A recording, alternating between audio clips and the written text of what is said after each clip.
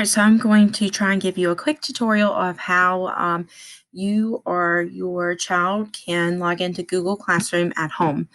Now, I do prefer personally to use Google Chrome as my browser, which is, I think, the easiest because it's already pulled up to Google.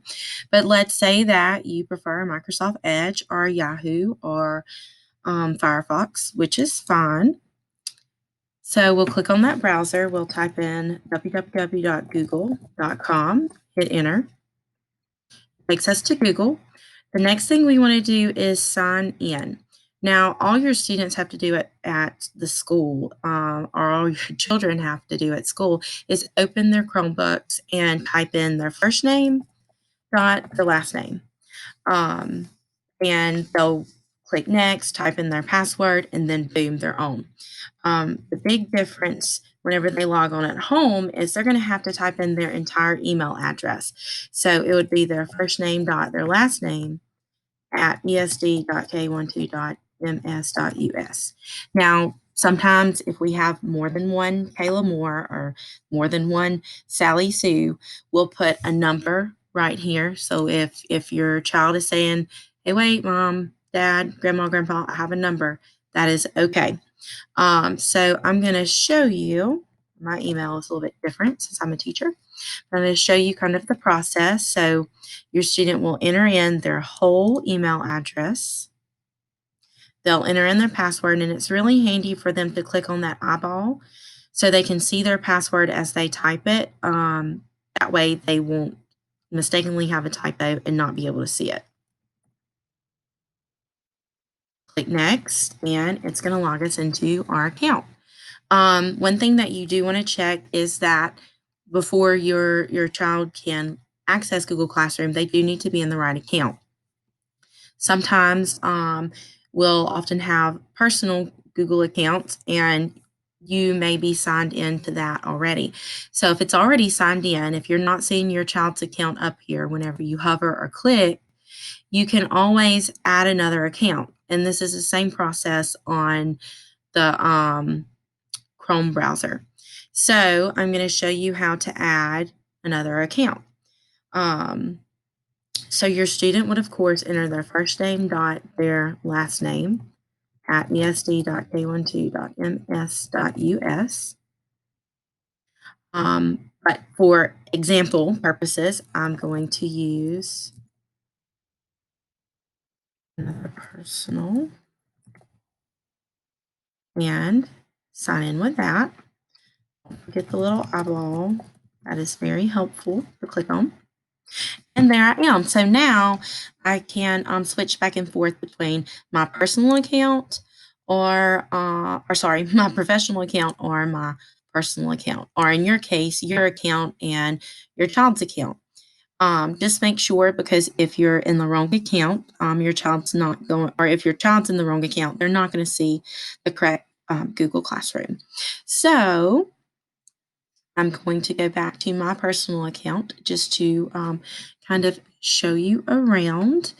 So the first thing the kids are going to look for is their tic-tac-toe board. That's our Google Apps right here.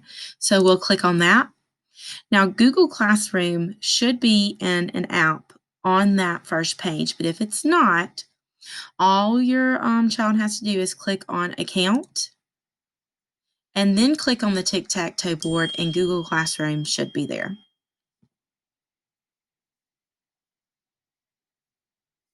All right, so now they're going to see, now I have extra classes on here because I'm part of different classes, but they're going to see their homeroom, which will either be me or Miss Elkins, and then they'll see their other class on their homepage. So in order for them to enter that class, they'll have to actually click on the name. This little section right here will show upcoming assignments, which this is what we did today. Now, this icon is not here for your child. You'll see a place where they can go directly to what's due. Right here, it looks like a little person.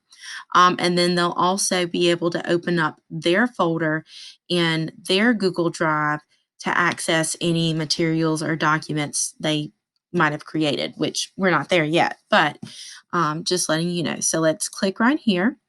All right, now your child is going to see these first 3 tabs. I have grades because I'm a teacher. Stream is where all of our important announcements are made. You won't find any classwork in the stream. It's just going to be announcements. You can also access upcoming work, past due work by clicking the View All over there on the left-hand side.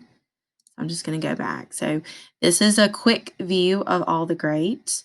The students can comment on posts or if they have a question. Now, when they click on classwork, we're going to have, I guess, really 4 major sections. First section is for you, just various materials that you may need access to. The second thing is very important for them because this is student materials. I'll occasionally post helpful things here that will help them with classwork, or if they're having issues with the skill, problems with the skill. This one is particularly important because if you click on it, it has all of the links to the sites that we anticipate using in 4th grade. So I click on it to close it. Now there are, this means that it's material, this icon. This little notebook right here, our clipboard right here, means that it is an assignment. So their assignment today is going to be, or is very similar to their assignment that is going to be assigned tomorrow. So they know to click on the assignment with the desired date. They know to read their instructions carefully and click on the link to go to iExcel and complete the skills. Now, again, this is for today. Tomorrow, they will be able to see their August the 7th assignment. Just to show you really quickly kind of what a student profile looks like. On their student classwork, I'm going fast, but this isn't my class, so I just don't want to be too. So they click the title, it opens up, and then no, I'm not going to use that one. Sorry. Let's look right here. No, still don't want to use that one. Sorry, trying to find a good. All right. So let's look here. So after your student views the assignment, they are going to click on the iExcel link. It's going to take them to iExcel. They complete B1 and B2 to 100%.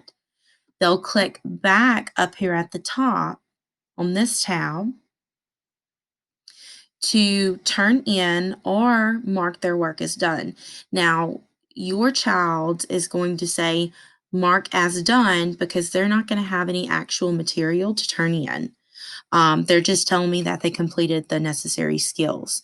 They can also give me class comments here, and they can also ask private questions about the assignment if needed, but this assignment should be really easy. So they'll click mark as done. And then oftentimes, if there's no material attached, it'll make sure that you want to mark as done. So they'll need to click it twice. And then after they click it twice, that will submit their assignment. So I hope this has helped. If you have any questions, please don't hesitate to use school status and let us know.